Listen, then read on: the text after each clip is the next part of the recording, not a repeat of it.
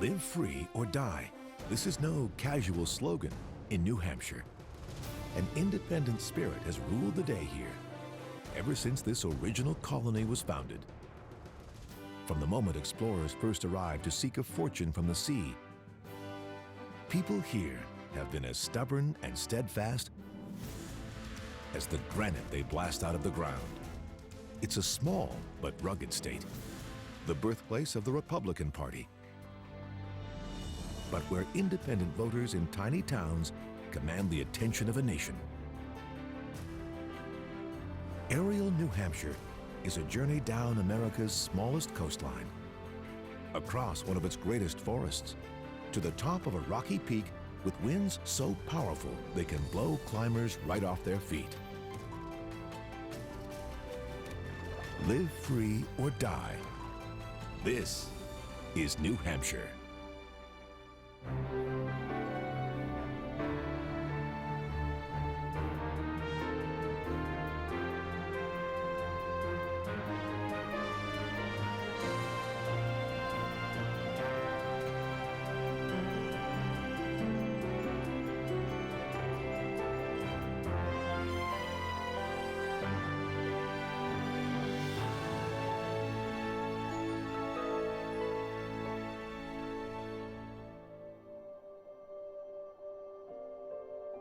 North Conway, New Hampshire, is one of the coolest mountain towns in the U.S. For decades, rock climbers have been making their way up the sheer face of Cathedral Ledge, a 500-foot granite bluff overlooking the Saco River. 12,000 years ago, glaciers sculpted and smoothed this giant hunk of granite. Then, over millennia, New England's harsh winters forged the cracks in the rock that have tempted climbers. But its vertical face was so intimidating, it was only first scaled in 1931. Now, it's a climber's utopia. Those preparing to take on major peaks out west use the ledge to cut their teeth. The only people here today are those who've come for the view. But climbers know that with one misstep, the ledge can be deadly. It's why many say a prayer before they dig in here. You can tell by the names they've given to the paths they take to the top: Final Gesture, End of Days, and Book of Solemnity. There's even a path up called They Died Laughing. But Cathedral Ledge isn't the first place in New Hampshire that has lured thrill seekers. They've been coming to this land for centuries, long before the state was even founded.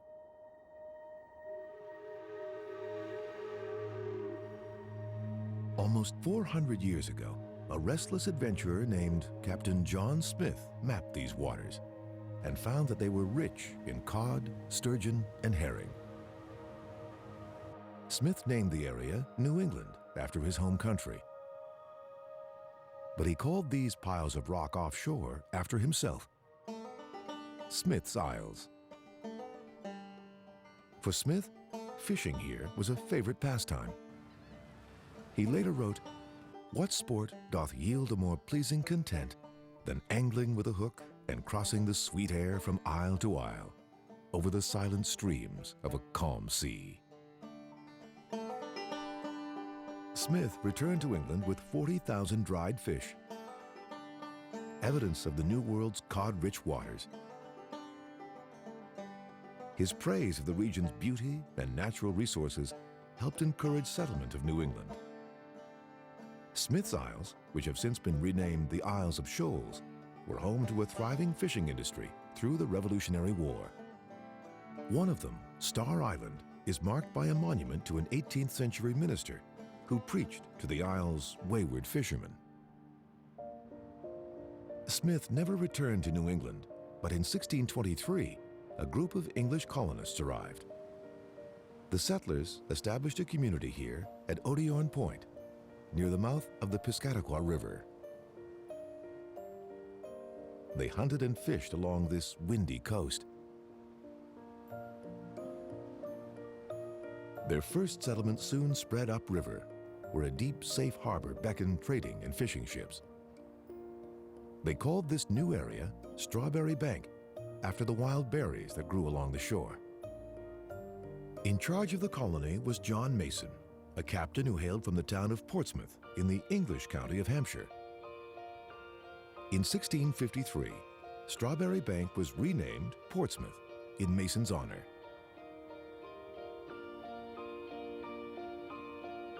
Today, Portsmouth, New Hampshire is the biggest town on the coast with a population of over 20,000 people. It's still possible to get a glimpse of the city's early days. These are the oldest buildings in town, some dating back more than 3 centuries.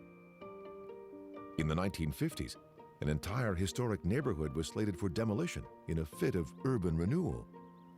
But townspeople banded together and saved what they could. These 42 buildings provide a glimpse into Portsmouth's early architectural history. Partly thanks to the lead of Strawberry Bank, this quaint town has reinvented itself as a major New England tourist spot. Market Square is the epicenter of Portsmouth's growing arts and historic district. A tech boom in the 90s and an influx of migrants have helped give the city a new life. Today, the state is ranked in the top 10 for high-tech job concentration nationwide, and most of that is centered here in Portsmouth. But while New Hampshire's seacoast is quickly becoming the E-coast, one of the state's biggest employers is also one of its oldest. It lies just across the Piscataqua River. The Portsmouth Naval Shipyard, founded in 1800, is the oldest of its kind in the U.S. During World War II, the shipyard employed 25,000 workers and turned out 70 submarines at record speed. 4 of them were launched in a single day. It's now a repair and maintenance facility for America's fleet of nuclear subs, one of which can be spotted beneath scaffolding. But despite its name, the Portsmouth Naval Shipyard and the island it sits on are not actually in New Hampshire. Seavey Island was the subject of a bitter land dispute between New Hampshire and Maine in 2001 that went all the way to the Supreme Court. The court threw out the case, and the Portsmouth Naval Shipyard remains in Maine.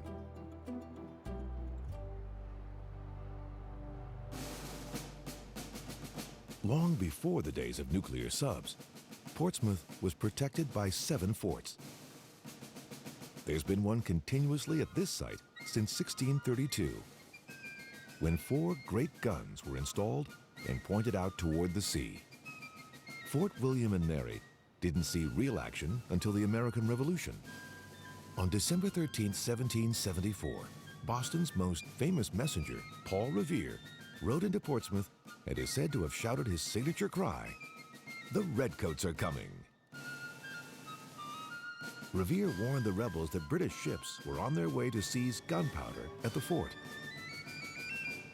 A band of 400 rebels quickly stormed the garrison, stole its gunpowder, and triumphantly lowered the British flag. Soon after the war, New Hampshire gave the fort to the federal government, which renamed it Fort Constitution.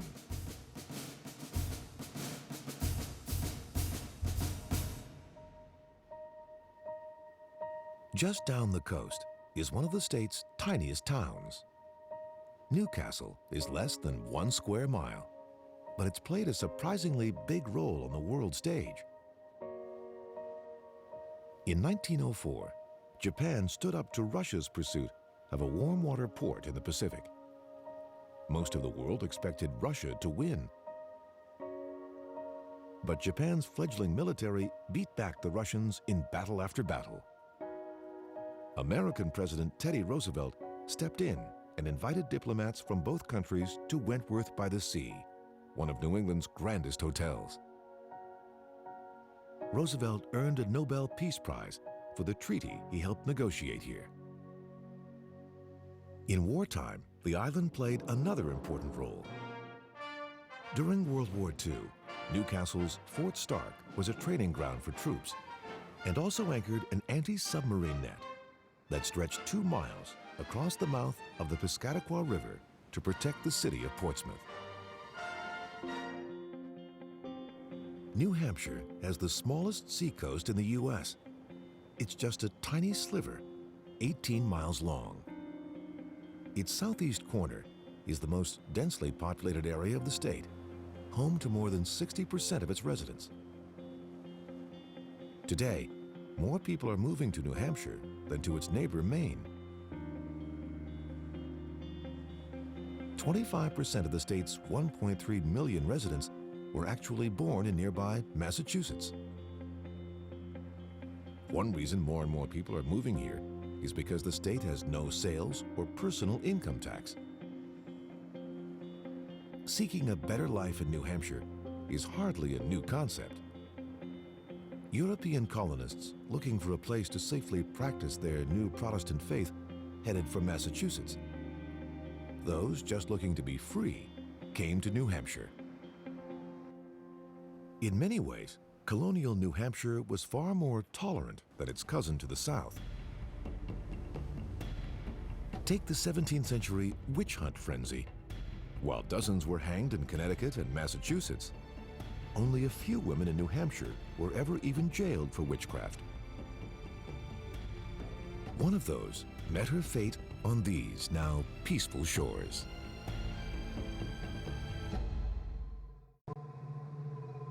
Hampton, New Hampshire is a quiet town, but its tranquil image belies one of the most notorious periods in American history.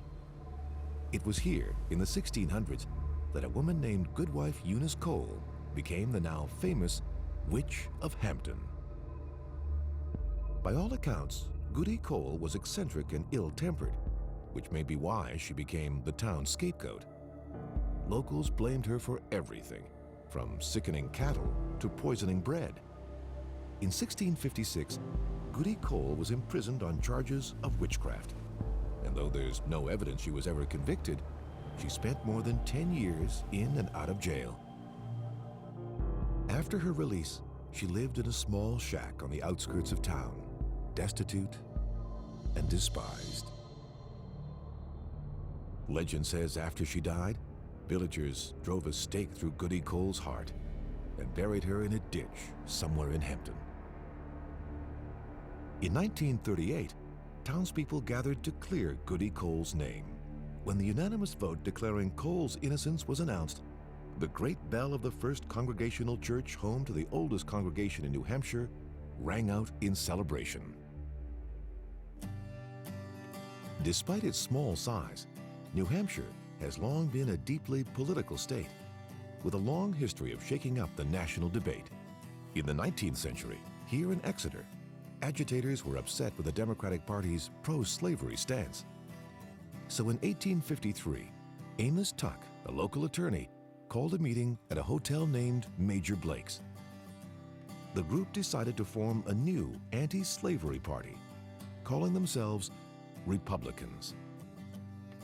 7 short years later, the party had its first president in the White House, Abraham Lincoln. But while New Hampshire may not commonly be known as the birthplace of the Republican Party, it's better remembered for its nickname, the Granite State. During the 19th century building boom, New Hampshire granite was the construction material of choice for important structures up and down the East Coast, from the Brooklyn Bridge to the Library of Congress. Many of the buildings in the state capital of Concord are made of it too. In 1818, $82,000 bought enough granite to build New Hampshire's new State House, and even pay for the construction costs and furniture. It came from a quarry just a few miles north of the city, at a place called Rattlesnake Hill.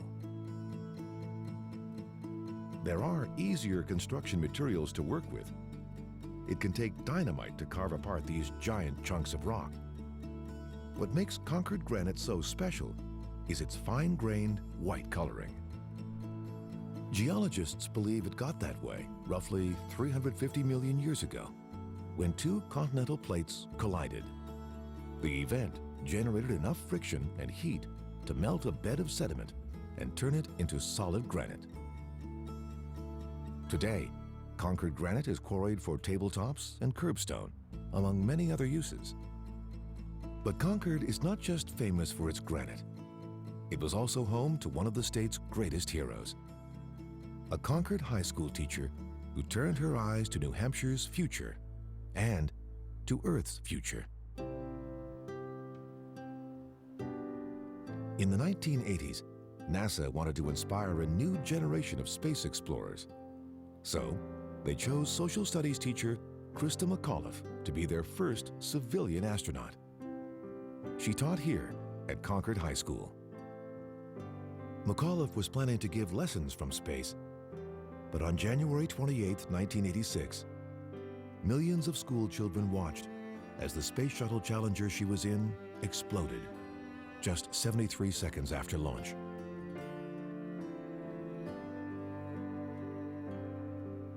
Her legacy lives on here at Concord's McAuliffe Shepard Discovery Center. Before she died, McAuliffe had told the world, "I touch the future. I teach."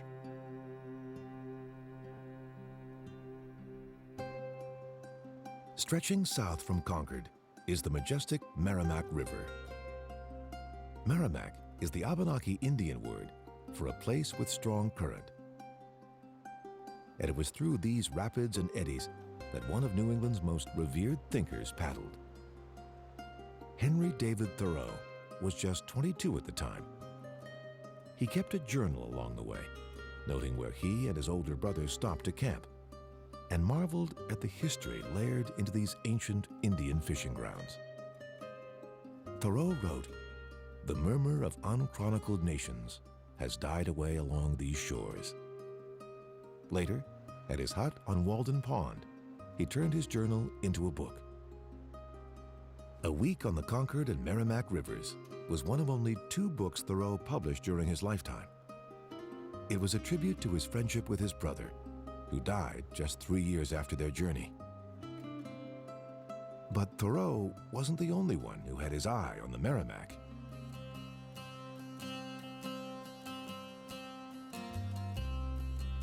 In 1800, this was the site of a tiny village called Derryfield, home to just 557 residents whose houses were clustered around the Merrimack River and its Amoskeag Falls. In the Pennacook Indian language, the word Namuskeag means the great fishing place. But capitalist pioneers saw the river and its falls as an opportunity for industry on a massive scale. By 1807, an ambitious local businessman named Samuel Blodgett had built a canal and lock system that enabled ships to bypass the falls. Mills quickly sprang up along the canal, powered by the rushing water. And with that, America's Industrial Revolution was born. Derryfield was renamed Manchester, with the dream that it would soon look like England's own thriving mill town. Inside these mills, raw cotton from the American South was turned into cloth and soon made Manchester, New Hampshire, the largest cotton textile producer in the world, trumping its namesake in England. But 130 years later, it all came crashing down. With the arrival of electricity, Manchester's water-powered mills lost their place in the sun. The Amoskeag Falls have since been covered by a concrete dam and power station. Manchester has since played a role in another major American revolution. Dick and Mac McDonald, the brothers behind the Golden Arches, were from here. The brothers left New Hampshire in the 1920s to seek their fortune in California. They started out with a hot dog stand and soon transitioned into a drive-in barbecue joint. Then, they closed up their restaurant, fired all the car hops, and threw out most of the menu. When they reopened, customers stepped right up to a window and could order a 15-cent hamburger and 10-cent fries. To top it off, a pair of golden arches high in the sky. But it was Ray Kroc, a milkshake machine salesman, who turned the food concept of the McDonald brothers into an American dynasty.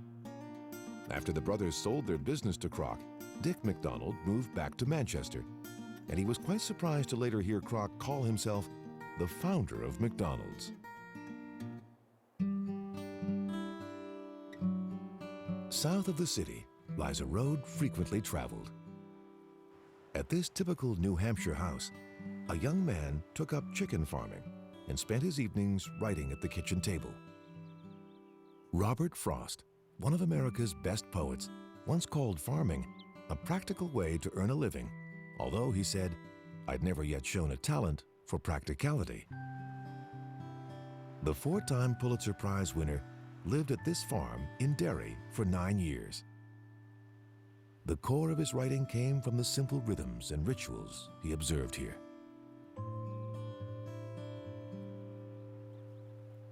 Frost later moved north to this secluded farmstead in the foothills of the White Mountains. Here, he wrote his most famous lines. 2 roads diverged in a wood, and I took the one less traveled by. And that has made all the difference. But not every corner of New Hampshire is as peaceful as Frost's. NASCAR rolls into the New Hampshire Motor Speedway twice a year, making Loudon the multi-billion-dollar industry's most northern pit stop. When stock cars aren't racing, this 1-mile oval track hosts the Loudon Classic, the oldest motorcycle race in America, as well as vintage car races and drivers just paying for a thrill. For $150, they can tear up the speedway all day long.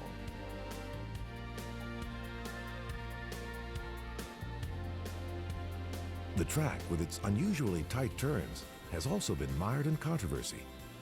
In 2000, 2 drivers died during practice runs on the speedway. One of them was the 19-year-old grandson of NASCAR legend Richard Petty.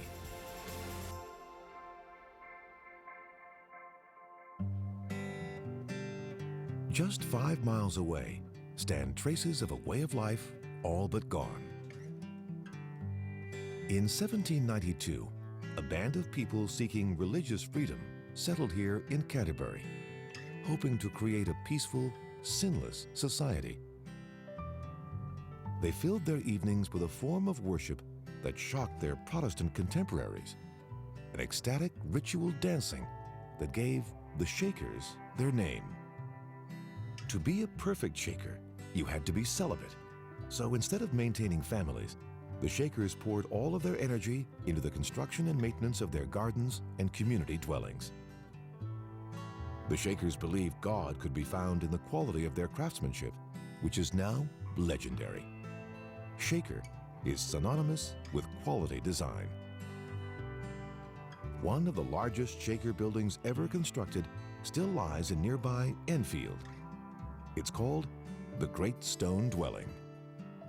When it was built in 1841, it had kitchens on the first floor, meeting rooms on the second, and community sleeping and living rooms above. While other structures around the Great Stone Dwelling may look historic, many are actually modern lakeside cottages built by developers.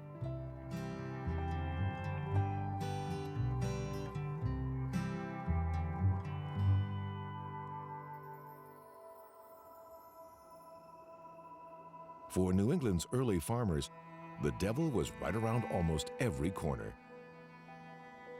And the man who was born in this tiny settler's cabin drove the devil right out of New Hampshire. Or so goes the story, The Devil and Daniel Webster. Webster was born here just after the Revolutionary War. He grew up to be a powerful senator and served as a Secretary of State under 3 presidents. His silver-tongued speeches were largely credited with convincing individual states to abide by federal laws. Webster argued liberty and union, now and forever, one and inseparable. When writer Stephen Vincent Benet needed a hero for his story to save a poor New Hampshire farmer from the devil, he chose Daniel Webster, the one man he knew who could out-talk Satan.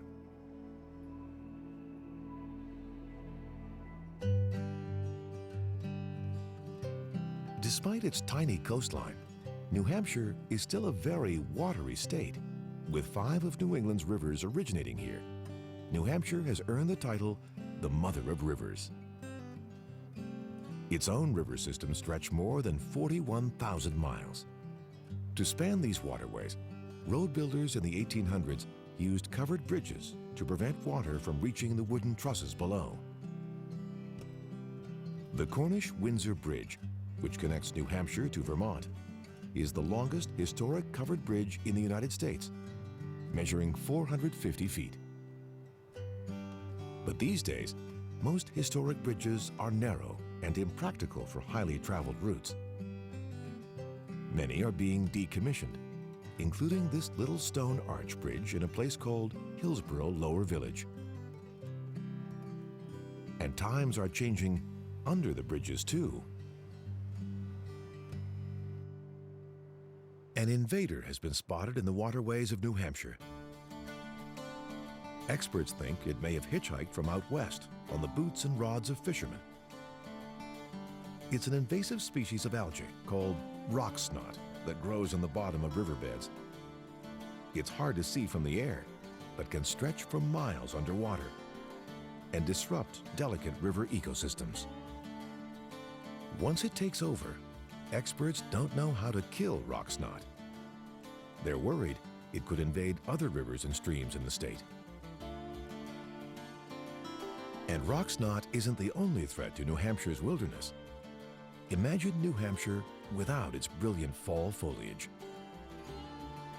Scientists say that global warming is endangering the hardwood tree species that provide this colorful annual canopy, which some consider to be the most brilliant in the world. These fall leaves draw thousands of visitors to the state. But it's not the only reason they come. More than 100,000 arrive every year just to climb this mountain.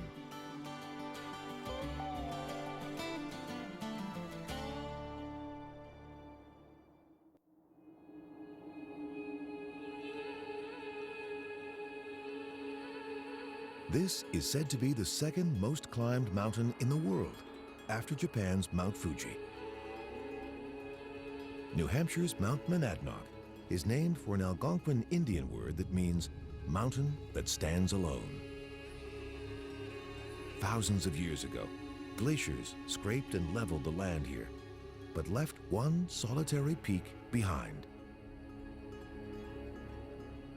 On a clear day, hikers reaching its 3,165-foot high peak have a view that can stretch to 6 states and even the Boston skyline over 60 miles away. Once, forests of virgin spruce stretched right up to Monadnock's summit. But in the late 1700s, settlers set fire to the mountain's lower slopes to clear them for pasture. Not long after, farmers lit the mountain on fire again, hoping to destroy cover for wolves. The inferno stripped the top flanks of the mountain completely bare, and they've never recovered. But down below, the fields and forests surrounding Monadnock are as lush as they were centuries ago. It was here in 1764, just 18 miles away from the peak, that a pioneer named John Grimes chose a spot to build himself a log cabin. Grimes was Hancock, New Hampshire's first settler. His cabin is long gone, and little else about him is known. He and others who followed obtained a charter for the town of Hancock in 1779.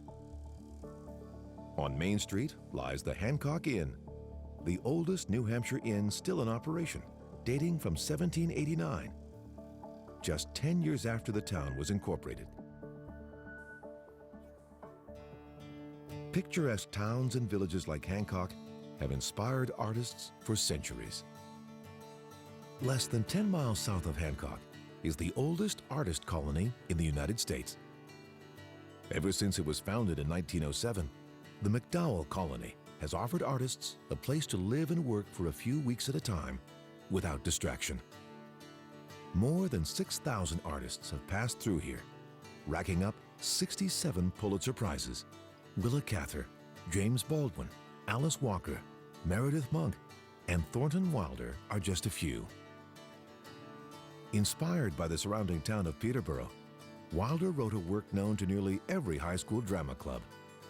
Our Town, a Pulitzer Prize-winning play about coming of age in small-town America. And from an early age, Peterborough citizens develop a passion for politics. Hundreds pack this town hall every election season.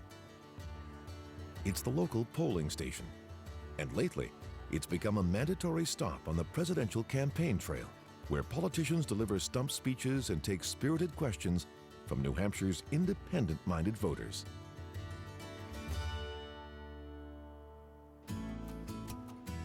Moving west across the southern corner of New Hampshire is evidence of the state's rich farming tradition.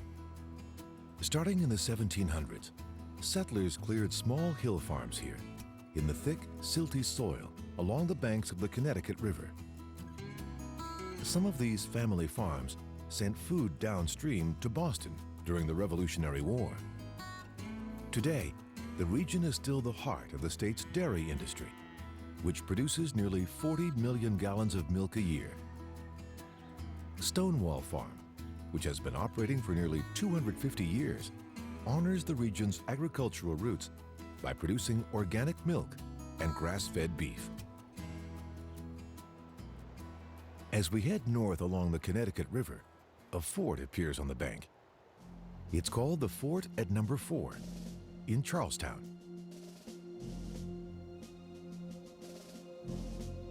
In 1777, New Hampshire General John Stark rallied 1,500 militiamen from around the state, most of them inexperienced farmers and woodsmen. He then marched them westward to Vermont. There, at the Battle of Bennington, Stark's troops delivered the colonies a major victory over the British. Years later, Stark wrote a toast to his comrades in the war. "Live free or die. Death is not the worst of evils." Words that would become New Hampshire's state motto. North of Charlestown are rolling hills and fields that, some say, have no equal on earth. Around the turn of the 20th century, hundreds of artists and writers flocked here. The Cornish colony, as it came to be known, began when sculptor Augustus St. Gaudens arrived in 1885 and turned a former inn at its grounds into a house and summer studio.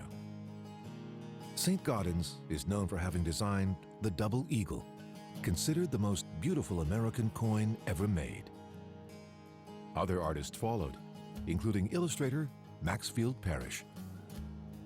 The banks of the Connecticut River have also been home to a famous New York runaway. Here, along New Hampshire's border with Vermont, was the longtime home of J.D. Salinger, author of Catcher in the Rye. Though his house can be just as difficult to spot as Salinger was himself. The book is an American classic about a teenage boy named Holden Caulfield who tries to run away from an adult world he sees as phony. It was an instant hit in 1951, and Salinger became famous overnight. But then he ran away to New Hampshire. He lived here in seclusion for almost 60 years and passed away at his home on January 27, 2010. For decades, students at nearby Dartmouth College tried to hunt their idol down. Rumors of Salinger's sightings on the campus green and at local cafes have now turned into campus legends. Salinger hadn't published a book since 1963, even though he said he never stopped writing. Fans dream about what American literary treasures may be hidden away in his Connecticut River Valley house.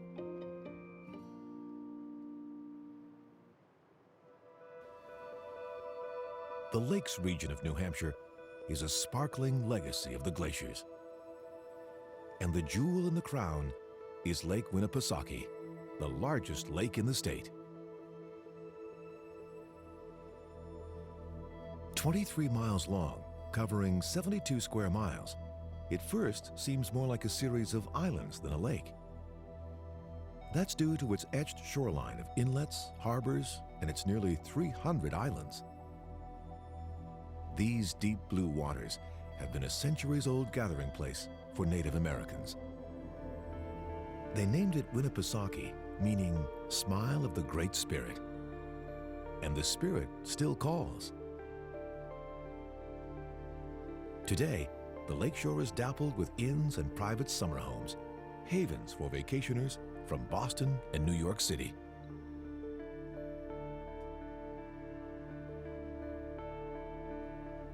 The historic town of Center Harbor, once a landing place for steamboats and stagecoaches, has been a popular summer resort since the 1800s. Moving north, a quintessential New England fall landscape emerges. Small villages dot the valleys, and stately mansions perch on hilltops, all set off by the fiery orange and yellow foliage of autumn. And then, a swath of trees welcomes visitors to the White Mountain National Forest, some of the most beautiful scenery in the eastern United States. It's one of New Hampshire's most hard-fought, hard-won, and prized resources. The White Mountains are part of the Appalachian mountain chain, and the Appalachian Trail crosses through the middle of the forest on its way to Georgia. Today, hikers explore the forest along some 1,200 miles of trail. The region is popular with anglers as well, who are drawn to the forest's rivers and streams. Motorists take in the sights via the Kancamagus Scenic Highway. But this forest wasn't always so picturesque. After the Civil War, big logging companies bought up huge tracts of land here and started stripping them of timber, damaging watersheds in the process. Water-powered mills downstream were badly affected. Public outcry finally led to the establishment of the White Mountain National Forest in 1918. It now covers 800,000 acres, an area larger than the entire state of Rhode Island. Today, the White Mountain Forest is one of the most visited national forests in the country. But these mountains hold hidden dangers. Hikers need to be especially careful, or they could be blown right off their feet.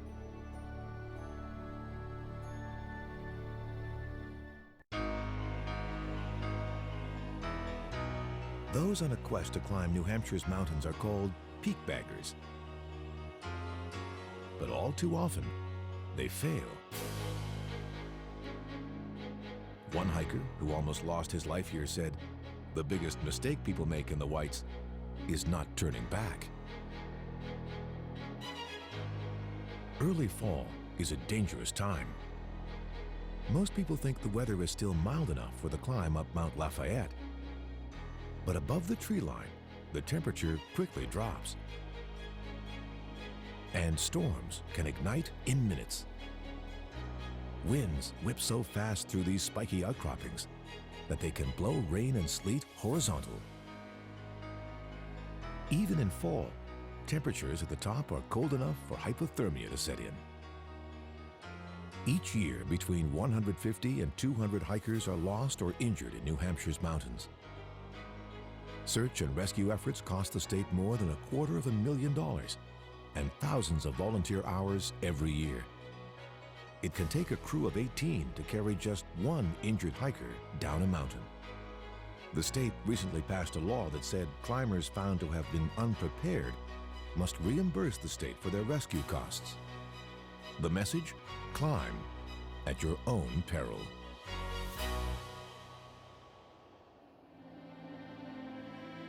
Mount Washington is the most dangerous peak of them all. At 6,288 feet, it's small by world standards, but it's New England's tallest. On clear days at the peak, you can see out to the Atlantic or into Canada. But most days, you can barely see your hand. 3 major storm tracks meet here. When they collide, hurricane-force winds erupt. Winds so strong, they can blow hikers right off the mountain. Over 140 people have died here since 1849, 33 of them since 1990.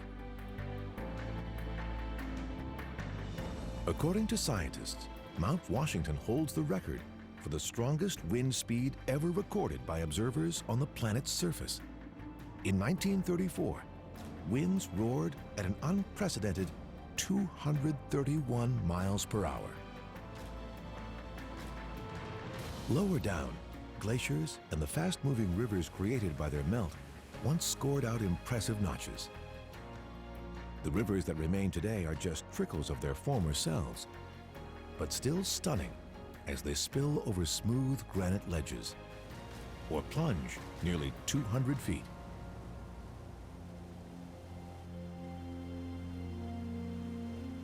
Here lies a place that almost went undiscovered, a water chute also known as the Flume at the base of Mount Liberty. Just 20 feet wide, this granite gorge was largely unknown until 1808. That's when a 93-year-old woman named Aunt Jess Guernsey set out looking for a new fishing hole. Instead, she discovered this otherworldly chasm. It runs for 800 feet, with walls of granite towering 90 feet above. North of the White Mountains, you are truly in the wilds of New Hampshire. While only 12% of the state's residents live up in the North Country, these forests are home to 4,500 moose. There used to be a lot of farmland here, but it returned to forest when farmers took jobs in cities and towns. Today, New Hampshire is the second most forested state in America, after its neighbor, Maine. The soil here in the north is rich, perfect potato country. In the 1800s, Colebrook was known as the potato capital of New Hampshire. At the time, the spuds were milled into starch and used to make a potato whiskey, which farmers hauled to Maine and traded for supplies like molasses and saltfish. But travel 10 miles due east of here, and you'll reach the most politically famous spot in the state, Dixville Notch. It's tiny, an unincorporated village with just 75 residents, and a huge resort. But every 4 years, politicians from around the nation turn their eyes here. By law, New Hampshire holds its primaries a week ahead of any other state, and the first votes are cast in Dixville Notch. That's because they open their polls at the stroke of midnight on primary day. And with only a couple of dozen registered voters, they can count their results faster than almost anywhere else. New Hampshire is one of the least populous states in the country, but since 1952, almost every candidate who has taken to the White House has won their New Hampshire primary. But there have been exceptions. In 1992, Bill Clinton came in second to Paul Tsongas. George W. Bush lost to Senator John McCain in the 2000 primary. And in 2008, Hillary Clinton defeated Barack Obama here by just 3 percentage points. From tiny Dixville Notch, across the industries of Manchester, to the Isles of Shoals, New Hampshire by air offers an opportunity to understand the true spirit of New England, to see how the pursuit of individual freedom gave rise to small-town values, great industry, and a culture of rugged individualism. Here, the wilderness has remained a source of inspiration and a companion to many for centuries. Poet Donald Hall tells us that New England's hold on its own past is frail. But that history and culture remain alive in the land and people of New Hampshire. In a state always ready to rally around its revolutionary cry, independence now and independence forever.